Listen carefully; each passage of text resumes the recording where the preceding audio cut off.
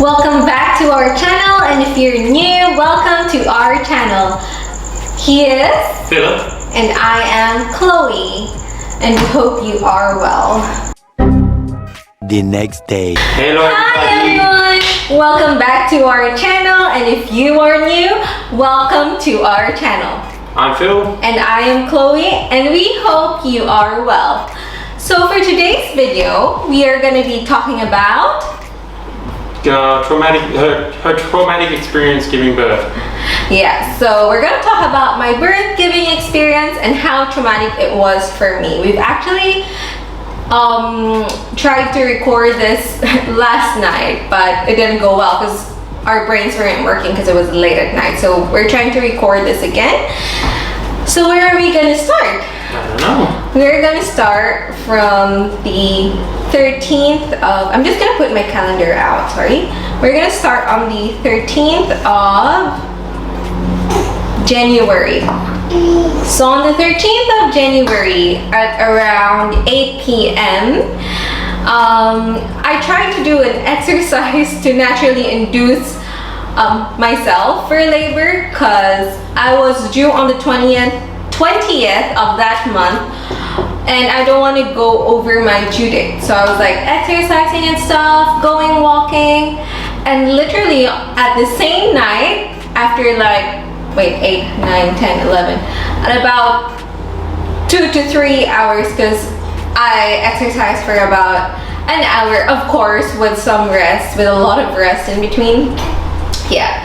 So after a few hours, I felt pain. So at around 11:30 at the 13th of January, I felt like a variable pain, but it was kind of strong. It was a strong contraction, but it was really painful as well, but I can bear it. And fast forward to 1 a.m. the next day, so that was the 14th of January, 1 a.m. I felt an extreme pain that I really needed to kick and punch someone. But then it was like 20 minutes apart. So I knew I was having contractions, but I know I wasn't on labor yet, but it was really painful. Until hours later, it got really closer to about, how many minutes, babe? I'm unsure, but Like about 15 minutes? Yeah, something. I don't know, I'm unsure, but later early in the morning we went to the hospital, didn't we? Yeah, as long as it was like 15 minutes apart, and we called delivery suite and we told them I was in pain, and at 5:30 we went to the hospital. I was still able to walk by this time and stuff, even though it was really painful, but it was like 12 to 15 minutes apart. Sometimes it goes to 18 minutes apart, 20, so I know I wasn't in active labor yet, but still I couldn't really handle the pain, so we went to the hospital. And there, they checked on me, they did some tests, and sadly I wasn't on active labor yet, so they had to send me home. But then I was like, oh, it was really so painful. But the good thing is, we found out I was how many centimeters? 1 centimeter. Yes, I was 1 cm dilated by that time. So we went home, and the pain just gets stronger and stronger. My contractions gotten stronger, it's gotten longer, and the spaces between each contractions, it got closer to about 7 minutes, 8 minutes, around that range. And then we tried to call delivery suite again. So this was the next day on the 15th of January, okay? We called delivery suite at around early in the morning, still at around 5 a.m. because it was really painful. As in, I was literally crying every contraction. Like, that's how painful it was. And yeah, we gave them a call, and they're like, oh, sadly your wife is not on active labor yet because it's her contractions are still quite far apart. And I was like, oh no, I told you not to call delivery suite. Because I was really upset, because I know they won't take me in because I wasn't in active labor yet. So even though you're really in pain, they really couldn't do much. So yes, I was not on active labor yet, and they were like, sorry, we could not take her in. But then I was crying so loud, and I was yelling like, babe, it's so painful. I was crying, and the midwife probably heard me on the phone. So she was like, oh, your wife's really in pain. Try to come here in the hospital, but if we couldn't really do much, sorry, but we have to send you home if she's not in active labor. So yes, we went there, and when we arrived in the hospital at 6 a.m., I had to tell him to get a wheelchair Yes. in the ED. Correct. And yeah, so he rushed to the ED and grabbed a wheelchair for me, and he pushed me straight to the 6th floor to the delivery suite. So when we went there, they did checks on me again and all. That's why my contractions were really strong, because I was 4 cm dilated. By that time, my body was really working hard to dilate. So it's like, my husband asked them, what did you ask them? I asked the midwife and said, are we going home? Because this is a second visit now. And she said, no, you guys won't be going home until we have the baby. So now we know she's not going home because she's going to be having a baby, giving birth, sorry. Yeah, they did. And then they was like, okay, we're gonna keep you here. We're gonna give you gas. Would you want anything else? I was like, yes, I need epidural. It was part of my birth plan. I was like, I need epidural just in case. And I was like, by that point, I was like, yes, I need epidural. But sadly, at 6 a.m., it's not office hours yet, so no one could put an epidural on me. So we had to wait for a doctor at 9 a.m., right? Office hours. Yeah, at office hours. But I still had the laughing gas on me. But it wasn't really working that much, but I'll post some videos anyway.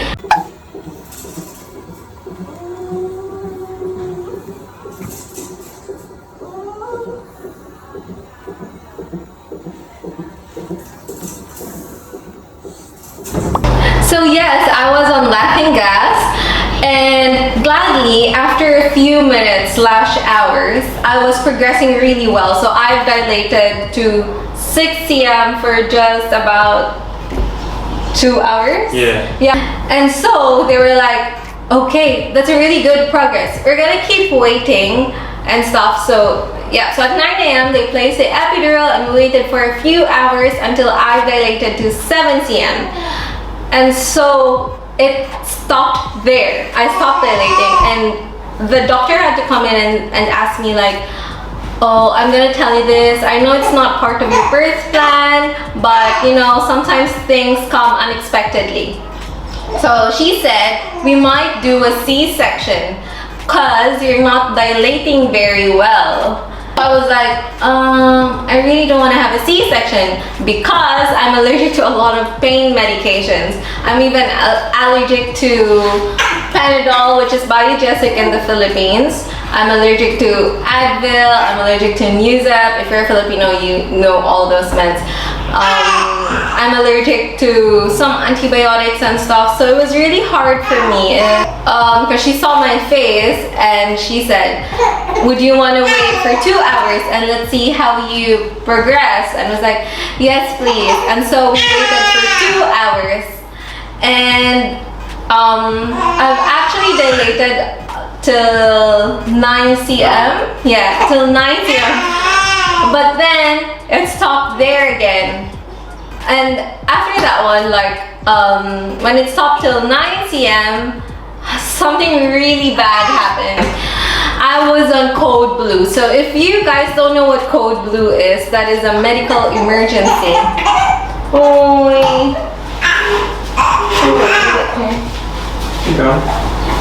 Yes, so I was on medical emergency.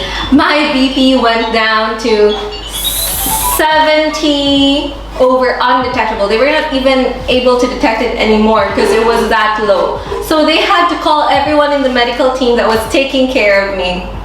Like from my immunologist, anesthesiologist, everyone. Like they called everyone. And so yeah, and they were like, oh, you had a reaction to the epidural. I think they figured that out because like I had a lot of allergies, like especially to pain medications. Say hi, Anak. Say hi. Say hi. So going back, yes, I knew this was gonna happen though because I told you I had a lot of allergies and stuff, but I didn't know it was gonna be that bad. And so I was just till I was actually freezing that they had to give me like about 3 layers of warm blankets, and they placed me to a position that can ease off the reaction because I was shivering. I was conscious, but I wasn't like totally in my right mind. I just kept telling them I'm freezing, but I was really shaking that they were worried. So they elevated my upper body and they placed pillows below my legs. Okay. Yeah? Something like that. Yeah, because actually they test the epidural with like ice and they check which part like your sensation, if it's cold for you or if you don't feel anything. And it went up to my shoulder. They don't want it up to the shoulder, and yeah, so that means it was the epidural. I don't know, I'm trying to explain it in a non-medical term because I know not all of you are under the medical field. So by that point, after like 1 hour, I was okay. I was still under observation, but I was okay. And so, by the time the doctor went in, I was just 9 cm again when they did a check on me. And she was like, oh, we really need to do a C-section. But then I told her like, I really don't want a C-section because you know my allergies and stuff, and I really don't want to bear the pain because my pain tolerance is very, very low. And she was like, okay, let's just wait for 1 more hour. You said that was really good because she had to do something as well. She had another C-section she had to do. Yeah, she had another C-section to do. It's like, oh, thank God. And I kept praying. And I tell you, by the way, when I was on gas, my other like pain relief was listening to Hillsong's. My husband knew that one and he was like, do you want to listen to your Hillsong worship music? I was like, yes, please. And you know, it really, really helps. So play a song that relaxes you. For me, what relaxes me is knowing that God is there for me and stuff, and He will never leave me through all the pain, because I know it was part of childbearing and pushing out a beautiful creature and giving life to a beautiful, beautiful human being. So it's part of that one. After that epidural thing that happened, epidural reaction thing that happened, another bad thing happened. I don't say happened, but whatsoever. But yes, and so an hour after, I think, or 2 hours after, Dakota's heart rate went down to 83, and that is so low that they had to call the medical team again. They were really worried. So they thought the machine was just broken. So what did they do, babe? They put something in her head. Yeah, so imagine by this time I was more worried, because I wasn't that worried when I was on Code Blue, because I kind of expected that would happen. But for her, my child, like, oh, it's really true when you're a mother, like, you just want your child to be saved. By that point I was thinking like, oh Lord, like, if ever you have we have like to choose to save the baby or me, like, I choose the baby, like something like that. I know it's dramatic, but when you're on the spot, when it's you think that way too. It's just like a motherly instinct. So yes, I kept on looking at him, but he was so chill, because you know, he's the type of person who knows how to handle himself very gracefully, like at stressful times. So I'm really thankful for him. That relaxed me, and what relaxed me as well is playing the Hillsong music. And so they placed a rod like placed onto her head. It even left like a puncture after, right? But it wasn't like really deep, but you can see it. After a few minutes of turning me from left to right, yeah, like twisting like that and like that, her heart rate finally went okay, and I was so relieved. Like, it was really so good. That felt so good. Like, it felt like it was like the best moment of my life, knowing that she's okay. I'm gonna cry. And commercial break.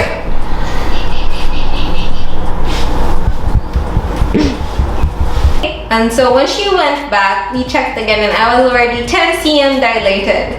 And I was like, yes, we're pushing through with normal delivery. Because actually she went back the second time, right, and told me that we might do a C-section, because I was only stopping at 9 cm. My contractions were not really strong to make me late to 10 cm, but then thankfully everything went well with all the prayers and stuff, and I was trying to be relaxed.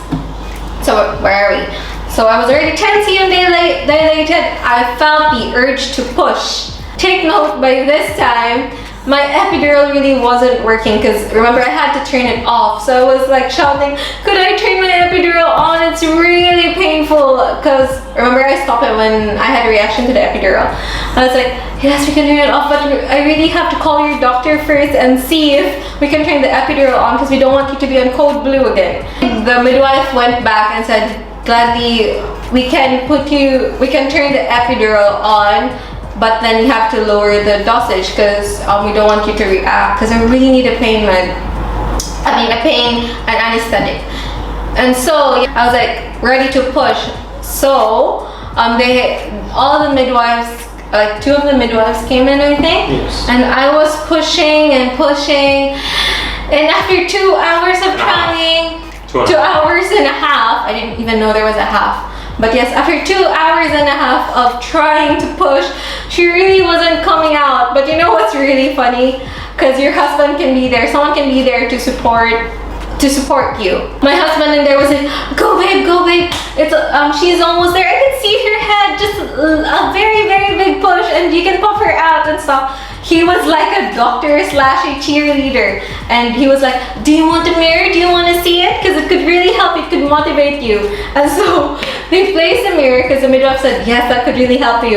And I could see her head from there, and I was like, no, take that away, because I was really scared. Like, I tell you, like, my vajayjay, but yeah, my down there was really, really open, and I can see her head and her hair, and so he kept cheering me up and said he kept continuing like, babe, go push, just one big push. And I was yelling, and I was like, I can't do it anymore, we're just gonna have one child, okay, first and last child, okay. And he was like, no, please, like, just push, just don't think about that first. And I was like, okay, I was really trying to push, but by this time, after 2 hours and a half, he said, I was really weak, and I was like, I feel like I'm gonna faint. And I was like, after how many hours, I was like, could I just have a C-section? This is so hard, and it's really so painful, like, because remember, my epidural was not working. And so I kept yelling, like, could you just vacuum the baby out and stuff? Or like, could I just have an episiotomy if you're not gonna give me a C-section? So the doctor came in and kept checking on me, and she's like, okay, you're already so weak, so we can't do a C-section, because we can see her head already, and you just have to do just a little more pushes, and we'll see how it goes. But then again, it's not working. So you were tired after yeah, I was really, really tired. I felt like I was gonna faint. I felt like I was gonna die, I swear. Like, I really can't do it anymore. I kept telling them. So I requested for an episiotomy, because if you don't know what an episiotomy is, it's just like they're gonna cut it, and then I'm gonna push so that it has a bigger hole for me to push the baby. But